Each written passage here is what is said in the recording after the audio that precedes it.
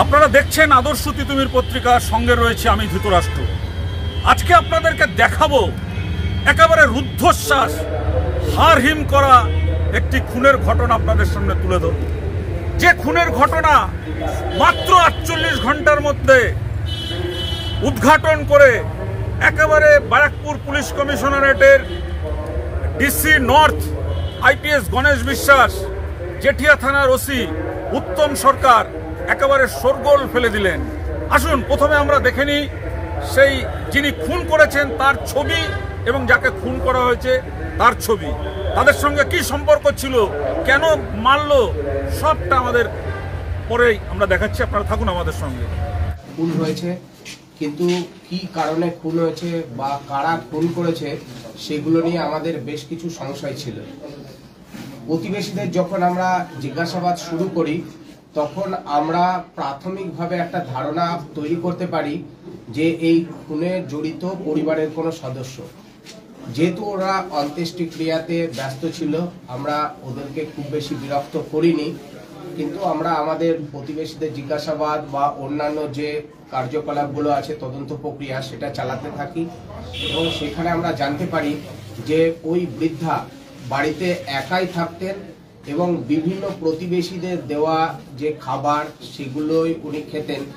এই যে আপনারা যে লোকটিকে দেখলেন, এই লোকটির নাম হচ্ছে আখের আলী, আর যে বয়স্ক বৃদ্ধাকে দেখলেন অসহায়, তিনি হচ্ছেন ফুলজান বিবি। এই ফুলজান বিবি জেঠিয়া থানার পাল্লাদহে তার মেয়ের বাড়িতে থাকতেন। খুব মর্মান্তিক ঘটনা। সে মেয়ের বাড়িতে থাকতেন, মেয়ে জামাই তাকে খেতে দিতেন না, প্রতিবেশীরা তাকে এদিক ওদিক করে ভিক্ষা এদিক ওদিক করে তাকে খাবার দিতেন, সেই খাবার খেয়েই তিনি কোনো রকমে দিনাতিপাত করতেন। তারপর কি হলো? তারপর এই বয়স্ক মহিলা যে সরকারি দেওয়া যে বৃদ্ধা ভাতা, সেই বৃদ্ধা ভাতা তিনি তুলে এনেছিলেন 10,000 টাকা, এবং সেই 10,000 টাকা তার কাছ থেকে আখের আলী প্রথমে ছিনিয়ে নেওয়ার চেষ্টা করে। থাকতেন কিন্তু মেয়ের বাড়িতেই, এবং কিছুদিন আগে উনি সরকারি প্রকল্পের যে বিভিন্ন টাকা একত্রিত ছিল, ওনার গচ্ছিত ছিল, সেই টাকা উনি 10,000 টাকা তুলেছিলেন। এটাতে আমাদের সন্দেহ দানা বাঁধে যে একদম নিশ্চিতভাবে পরিবারের কোনো সদস্য জড়িত। আমরা পরিবারের সদস্যদের একে একে ডাকা শুরু করি এবং জিজ্ঞাসাবাদে এটা জানতে পারি যে তার জামাই যে আখের আলী মণ্ডল, ও তার শাশুড়িকে খুন করেছে। কিন্তু ছিনিয়ে না নিতে পেরে সে গভীর রাতে বাড়ির সবাই ঘুমিয়ে পড়লে তারপর সেই ঘরের মধ্যে গিয়ে তার সেই টাকাটাকে ছিনতাই করার চেষ্টা করে। কিন্তু ফুলজান বিবি তার সেই টাকাকে অন্য লোকের কাছে রেখেছিলেন। এরপর কিন্তু এই আখের মোল্লা টাকা না পেয়ে ফুলজান বিবির মুখের ওপরে কম্বল চাপা দিয়ে নৃশংসভাবে ছুরি চালিয়ে তার গলার নলি কেটে দেয়। এমন হারিম করা, এমন মর্মান্তিক খুনের ঘটনা কিন্তু আপনারা সচরাচর দেখেন না। এখানে আমরা যে ঘটনাটা বলতে চাই যে এমন ঘটনা হলে কিন্তু পুলিশ সেই খুনিকে ধরতে খুব দেরি করে, কারণ এখানকার যে খুনি, সেই খুনি কিন্তু অত্যন্ত সুচতুর এবং চালাক।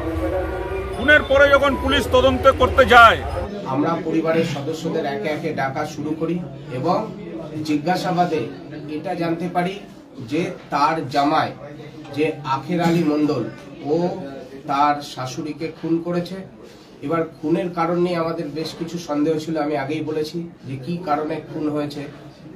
উনি বলেন যে ওই যে 10,000 টাকা উনি তুলেছেন, ওই টাকা উনি চাইতেও গেছিলেন ওই দিন রাত্রে, আর তারপরে ওনাকে দীর্ঘদিন থেকে গালমন্দও করতেন। সমস্ত কিছু যখন টাকাটা দিলেন না, উপরন্তু গালমন্দ করেন। উনি নিজের বাড়িতে রাখছেন, অথচ টাকা তুলে উনি জানতেও পেরেছেন যে ওটা অন্য কারোর কাছে টাকাটা রেখেছে, প্রতিবেশী কারোর কাছে আছে। এই কারণে উনি খুন করে দিয়েছেন। এবং আপনারা আশ্চর্য হবেন যারা ওই দিনটাতে উপস্থিত ছিলেন, যে আমাদের সামনেই তার জামাই কিন্তু ছাগলকে খুব নির্লিপ্তভাবে খাবার দাবার দিচ্ছিল। আপনারা যারা সাংবাদিকরা উপস্থিত ছিলেন, আমরা যখন ভিজিট করেছি, যার জন্য আমাদের চোখের সামনে ঘুরলেও আমাদের বিন্দুমাত্র তার আচার আচরণের সন্দেহ হয়নি যে উনি খুন করতে পারেন। কিন্তু যখন উনি খুনের কথা স্বীকার করলেন এবং কেন করলেন, সেগুলো আমাদের কাছে স্পষ্ট হয়ে গেছে। এবং শুধু তাই নয়, পুলিশের কাছে স্বীকারোক্তি দিয়ে আরো জানিয়েছেন এই আখের মোল্লা যে খুনের পরে পুলিশের জেরায় জিজ্ঞাসাবাদে সেই খুনের পরে কি করেছিলেন এই আখের আলী মোল্লা। নিজে যে চপার দিয়ে মানে যে চাকু দিয়ে গলার নলি কেটেছিলেন সেটা একটা পার্শ্ববর্তী খালে ছুঁড়ে ফেলেন এবং তারপরে হাত পা ধুয়ে গিয়ে ঘরের নিশ্চিন্ত মনে ঘুমিয়ে পড়েন। এমন একজন খুনিকে ধরা পুলিশের কাছে কিন্তু খুব চ্যালেঞ্জ হয়ে দাঁড়িয়েছিল। উত্তর 24 পরগনা জেলার ব্যারাকপুর পুলিশ কমিশনারেটের জেঠিয়া থানার মেধাবী পুলিশ অফিসার উত্তম সরকার এবং তাকে যোগ্য সঙ্গত করেছেন ডিসিপি ব্যারাকপুর পুলিশ কমিশনারেটের DC north IPS Ganesh Biswas, যার তদারকিতে কিন্তু মাত্র 48 ঘন্টার মধ্যে এই খুনি ধরা পড়ে।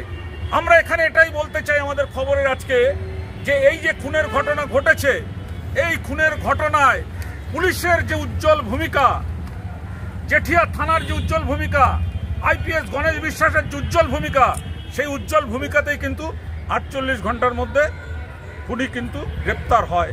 আমরা এখানে শুধু এটাই বলতে চাই যে গণেশ বিশ্বাস আইপিএস এর এরকম যদি পুলিশ সমস্ত থানার মাথায় মাথায় থাকে আর থানাগুলোতে যদি এই যে উত্তম সরকার একেবারে তরুণ সাব ইন্সপেক্টর, একেবারে দুধে একজন সাব ইন্সপেক্টর, তার যে অন্তর্তদন্ত, সেই অন্তর্তদন্তে কিন্তু এই খুনের কিনারা হয়ে গেল 48 ঘন্টার মধ্যে।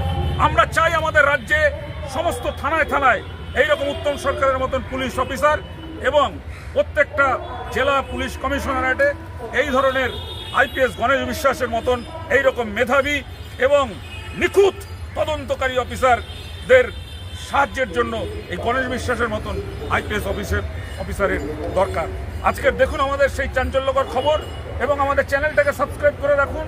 এই ধরনের অজানা একেবারে যে ঘটনা কেউ তুলে আনতে পারে না, আমাদের আদর্শ তিতুমির পত্রিকা তিতুমির নিউজ বাংলা কিন্তু সেই খবর তুলে নিয়ে আসে। ক্যামেরায় সুরেন্দর সিং, চঞ্চল পালের সঙ্গে ধৃতরাষ্ট্র দত্তের রিপোর্ট, আদর্শ তিতুমির পত্রিকা।